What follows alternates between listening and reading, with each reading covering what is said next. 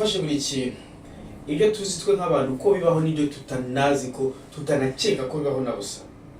Ufashe ikintu kimwe muri byo ukakigabanyamo uduce tunzinya dushoboka ariko tumwe tutaboneshwa ijisho ry'umuntu. Agace ka nyuma wageraho kitwa atome. Uyu munsi tugiye kwiga atome. Turaiga mu buryo buvunaguye bushoboka ariko bwakorohereza n'umuswa umwe w'inyuma y'abandi kumenya icyo atome cyari cyo. Munyihangana ariko njye ntabwo nemera ko hari umuswa ubaho ku isi. Ntabwo mbyemera. Abantu barutana mu bwenge ariko nta muswa ubaho. Ako gace kanzinya rero atome niko kagena umwihariko n'ubudasa hagati y'ikintu n'ikindi.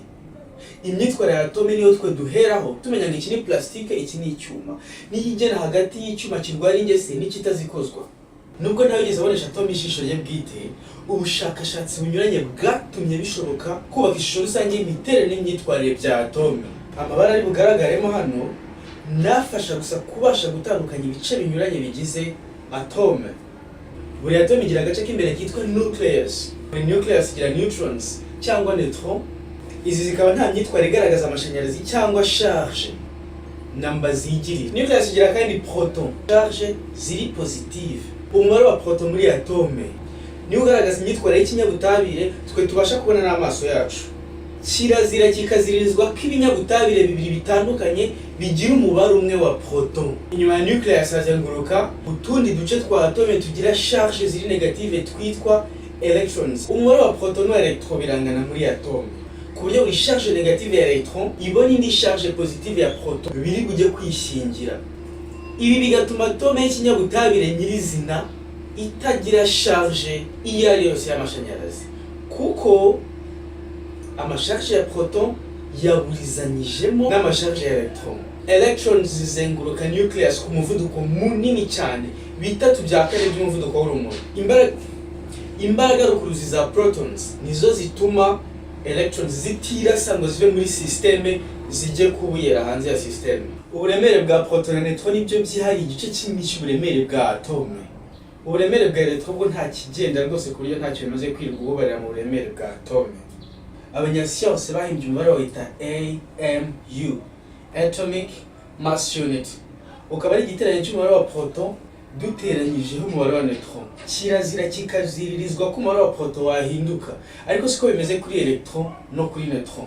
Biramutse bibaye ko umubare wa neutron wahinduka kubera impamvu runaka, muri icyo gihe iyo atome nshya ifite umubare utandukanye wa neutron yitwa isotope ya atome. Ntabwo ari indi atome kuko umubare wa proton ari wo fatizo ry'ibimenyetso runaka by'ikinyabutabire utigeze uhinduka na gato. Iki si ikinyabutabire gishya, ni isotope y'ikinyabutabire gisanzwe, kuko umubare wa proton utigeze uhirahira guhinduka na gatoya, kandi akaba ari wo fatizo ry'ibimenyetso by'ubudasa n'umwihariko by'ikinyabutabire. Mu gihe rero haba hahindutse umubare wa electrons, kubera ko burya mu bisanzwe atome ishobora kwakira cyangwa gutakaza electron runaka. Iyo bigenze gutyo rero ya atome igira umubare wa electron utangana n'uwa proton. Ntabwo ari indi atome, ni ya yindi, uretse ko hari impinduka zabayeho. Mu bisanzwe umubare wa proton n'uwa electron byanganaga, bigatuma ya masharge agenda akishingira, bigahanamo ku buryo byatuma atome itagira charge. Iyo habaye kwakira electron rero, nyuma ya kwa kwishingira, icyo gihe umubare wa electron zirasaguka, zazindi zigasigara zivuyeramo ku buryo ubashe kureba muri atome ubona ama electron cyangwa amasharge negative arimo y'umuziki somehow, kubera ko amasharge negative ari arimo kugaragara rero. Icyo gihe ya atome yahindutse iyo negative, kubera ko yakira electron, charge negative ziba nyinshi nizo ziri kugaragara. Bitandukanye cyane niyo yatakaje electron. Icyo gihe proton nizo ziba nyinshi. Nyuma ya kwa kwishingira cyangwa kwihuza kwa electron n'ama proton, cyangwa se gukurana cyangwa se gukansolingana cyangwa kwanirana, hasaguka proton. Ku buryo urebye muri atome ubona proton cyangwa charge positive arizo zirimo kuzenguruka muri atome. Icyo gihe ya atome igahinduka anion positive. Isi gahunda yuzuye y'inyigisho leta yateganyije kwiga kuri chapitre ya atome. Iyi ni imfashanyigisho ya Willy World Education. Umubare wa atome ni 118. Mu ncamake rero ngiye kuzihina mu cyegeranyo ngiye kubagezaho.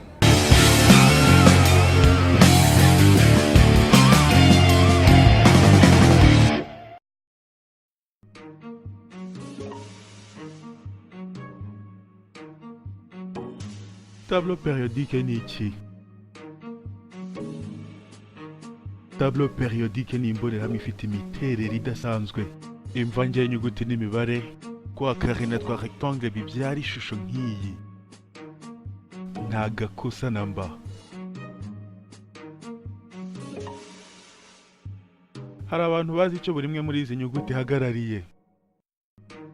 C ni ikimenyetso chimique cya carbone. O ni ikimenyetso cya oxygène. Ikimenyetso cy'ubutare ni Fe. Zn ni zinc. Hari n'abazi yuko ikimenyetso cya sodium ari Na kuko bikomoka ku kilatini natrium. Mu buryo nk'ubwo ikimenyetso cya zahabu ni Au biva ku kilatini aurus. Hari n'abazi ubusobanuro bw'imibare igaragara hafi y'inyuguti. Urugero nka nombre atomique ni umubare w'amasharge ari positive n'ari negative bya atome. Ariko se mu by'ukuri tableau périodique ni iki? Tableau périodique ni imbonerahamwe ihagarara ibinyabutabire byose uko ari 118 bigize univers yacu. Buri kintu mu bituzengurutse kigizwe byibura na kimwe muri ibi binyabutabire. 94 muri byo ni karemano. Ibisigaye byaremewe mu nzu z'ubushakashatsi. 118 gusa wakumva ari duke cyane ugereranije n'ubunini bwa univers. Siko biri rero kandi reka tubisuzume. Mu nyenyeri nk'izuba ryacu 94% bya atome ni iza hydrogène. Umubiri w'umuntu nawo ufite ibipimo byawo. Ku buremere bw'ibiro 165 muri byo ni atome za oxygène. Ibiro 18 ni atome za carbone. Ibiro 10 ni za hydrogène, bituma hasigara akanya kanzinya ku bindi binyabutabire fatizo: nitrogène, calcium, phosphore, potassium, sulfure n'izindi nyinshi.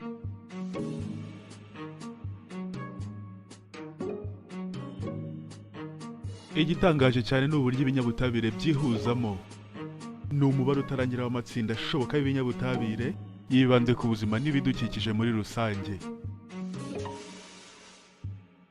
Amazi tunywa aboneka ari uko hihuje atome ebyiri za hydrogène n'imwe ya oxygène. Ikirahure tuyanyweramo. Isukari dushyira mu ikawa. N'ikawa nyirizina. Igikombe n'ikiyiko cy'icyuma tubivangisha. Plastike zigize mudasobwa zacu. Amapine y'imodoka na peteroli zinywa kugira ngo zibashe kugenda. Proteine, ADN, buri kimwe mu bidukikije yemwe natwe ubwacu turi amatsinda yo kwiteranya kw'amatome. Atome niko gace gato cyane gashoboka kaboneka iyo ugabanyije ikinyabutabire. Imbere muri ko ni proto zifite charge positive na neutro zitagira charge. Byombi bikikijwe n'urujya n'uruza rw'ama-electron afite charge negative. Umwihariko wa buri atome ugenwa na nucleus, ariko tutanirengagije ama-electron ayizenguruka. Ibi nibyo bituma bishoboka cyangwa bidashoboka ko atome zakwihuza. Ama-atome asabana binyuze ku ma-electron yo kuri kushe zazo z'inyuma. Iyo atome zinganye umubare w'ama-electron kuri kushe zazo z'inyuma, izo atome tuvuga ko zisa. Uburyo atome zitondetse kuri tableau périodique ntabwo ari umurimbo.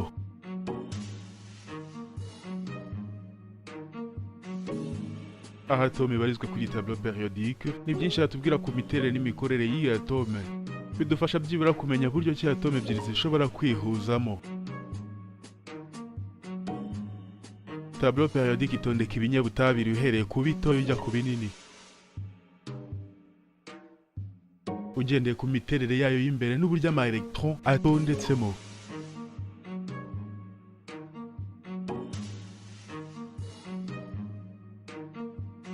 Ku nkingi ibanza uhasanga atome zifite electron imwe rudori kuri kushe zazo z'inyuma. Mu gihe ku nkingi ya nyuma uhasanga atome zujuje umubare ntarengwa wa electron kuri kushe zazo z'inyuma. Akaba ariyo mpamvu atome ifite aho ibarizwa n'abaturanyi batajya bahinduka. Hejuru no munsi hari ibinyabutabire bihuje uburyo bwo gukwirakwiza ama electron ku makushe. Iburyo hari ikinyabutabire gifite proton na electron imwe imwe by'inyongera.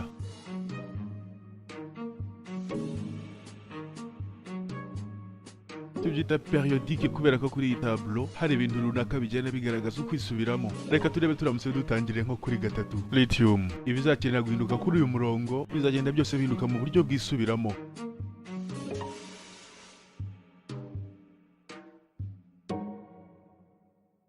Aha kushe nyuma ya atome yuzuye.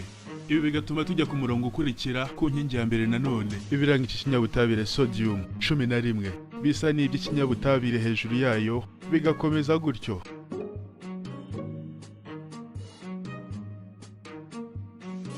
Amakushe atandukanye y'ikinyabutabire ntago yambara umubare ungana w'ama electron. Imikwirakwirize yayo yo ikagendera ku mategeko ya quantum chemistry.